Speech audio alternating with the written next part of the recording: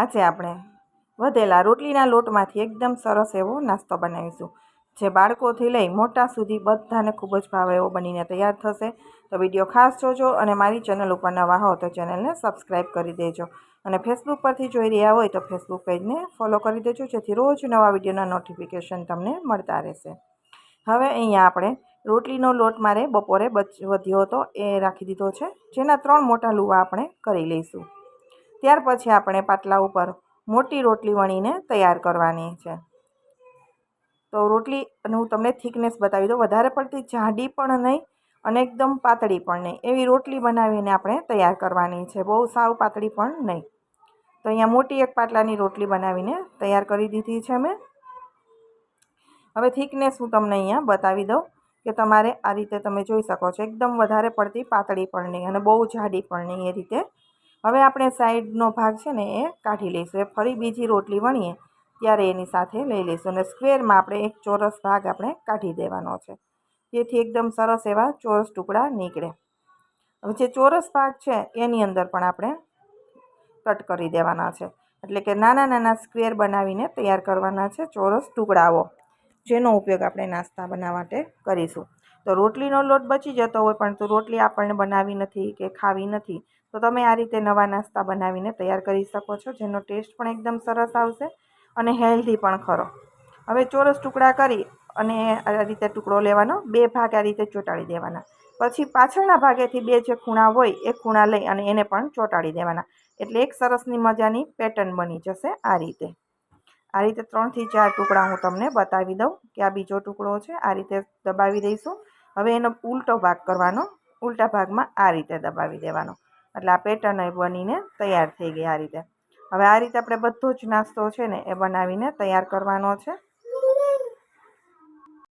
તો તમારી ચોઈસ પ્રમાણે તમે અલગ પેટર્ન પણ આપી શકો છો, પરંતુ મેં આ રીતે તમને બતાવી છે, જેનો લુક પણ સરસ લાગે છે અને આ રીતે બનાવવામાં સરળતા રહે છે. બંને આગળના ભાગ ચોંટાડી દેવાના, પાછળના ભાગે. આ રીતે બધો જ નાસ્તો આપણે બનાવીને તૈયાર કરી દઈશું.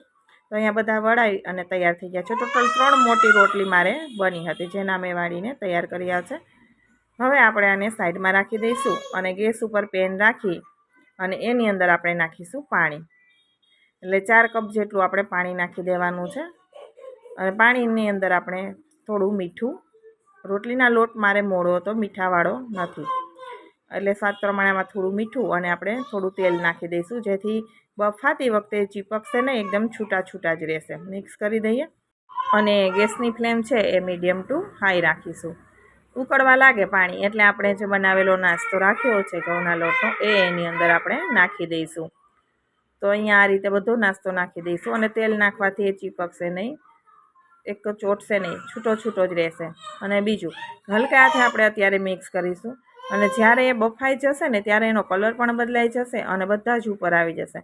5 મિનિટમાં આ રેડી થઈ જાય છે. જે રીતે આપણે દાળ ઢોકળીમાં કેવી રીતે ઢોકળી ઉપર આવી જાય એ રીતે તરત સરસ ફૂલીને ઉપર આવી જશે અને કલર પણ બદલાઈ જશે. તમે અહીંયા જોઈ શકો છો 5 મિનિટ જેવો સમય મારે થયો છે, ત્યાં સરસ એવા બધા ઉપર આવી ગયા છે સરફેસ ઉપર અને સરસ બફાઈ પણ ગયા છે. તમે જુઓ ને તો તમને જોતાં જ આપણને ખબર પડી જાય કે એકદમ સરસ રીતે બફાઈ ગયા છે. હવે આપણે સ્ટ્રેનરમાં કાઢી લઈશું, એટલે જેનું એક્સ્ટ્રા પાણી છે ને એનો પણ આપણે ઉપયોગ કરી લેવાનો છે. તો બધા ચમચાથી લઈ લઈશું, પાણી ફેંકવાનું નથી. તો અહીંયા બધા છે આ રીતે મેં જાળીમાં કાઢી દીધા છે અને એક્સ્ટ્રા જે પાણી છે એ સાઈડમાં રાખી દઈએ અને હવે એના માટે વઘાર કરીએ. વઘાર માટે ગેસ ઉપર પેન રાખી અને 1 જ ચમચી તેલ નાખીશું. વધારે તેલનો ઉપયોગ નાસ્તામાં નહીં કરીએ. તેલ ગરમ થાય એટલે આપણે જીરું નાખી દઈશું. સાથે આપણે શાકભાજીનો ઉપયોગ કરવાનો છે, જેમાં ગાજર, લીલું મરચું, કેપ્સિકમ મેં અત્યારે લીધા છે. તમને ડુંગળી પસંદ હોય તો અહીંયા ડુંગળી પણ લઈ શકાય. પહેલાં આપણે ગાજર, કેપ્સિકમને સાતળીશું તેલ સાથે થોડી વાર સરસ રીતે, કેમ કે ગાજરને થોડી વાર લાગે, એટલે ટમેટાં પાછળથી નાખવાના છે.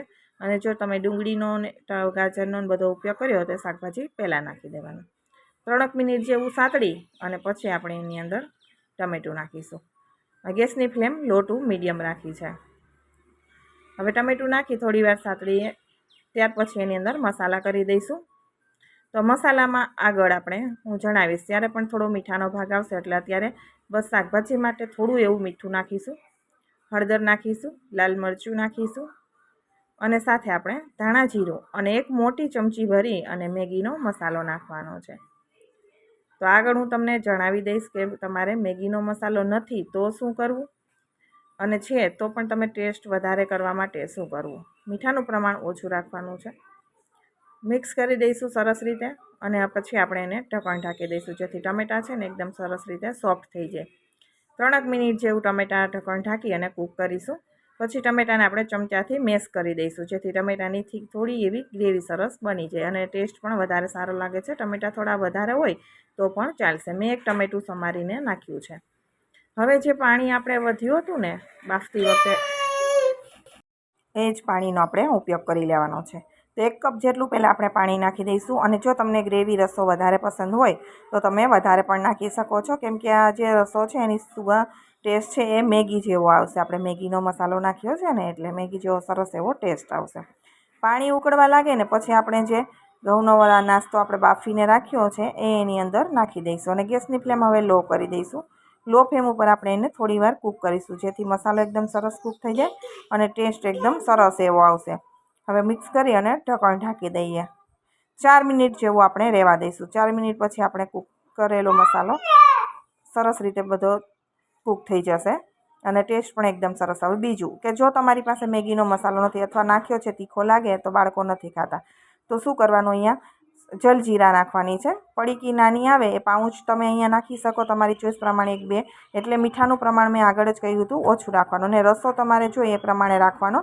અને તમે જલજીરા નાખશો ને એટલે એનો ટેસ્ટ પણ બહુ સરસ એવો આવશે. લાસ્ટમાં આપણે લીલા ધાણા નાખી અને મિક્સ કરી દઈશું. તો હવે આપણો અહીંયા નાસ્તો બનીને તૈયાર થઈ ગયો છે. તો જો મેગીનો મસાલો ન હોય તો તમે જલજીરા નાખી શકો છો, જેનો ટેસ્ટ પણ એકદમ સરસ એવો આવશે.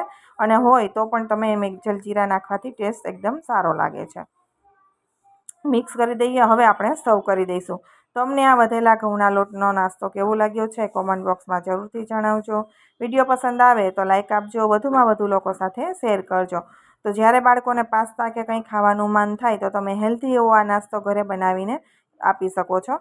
લોટ નથી વધ્યો તો પણ તમે બાંધી અને આ રીતે બનાવો તો પાસ્તા કરતાં 100 ગણો હેલ્ધી અને ટેસ્ટી એવો આપણો નાસ્તો બનીને તૈયાર થશે. તો અહીંયા સુપર ટેસ્ટી એવો વધેલા લોટનો નાસ્તો તૈયાર છે. કોમેન્ટ બોક્સમાં જરૂર જણાવજો કે તમે બનાવો છો તો કઈ રીતે બનાવો છો અને આ નાસ્તો તમને કેવો લાગ્યો છે. તો તૈયાર થઈ ગયો આપણો વધેલા લોટનો ખૂબ જ ટેસ્ટી અને હેલ્ધી એવો નાસ્તો.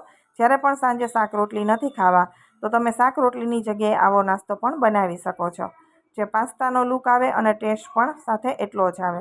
ફરી મળીશું નવા વિડીયો સાથે. આવજો.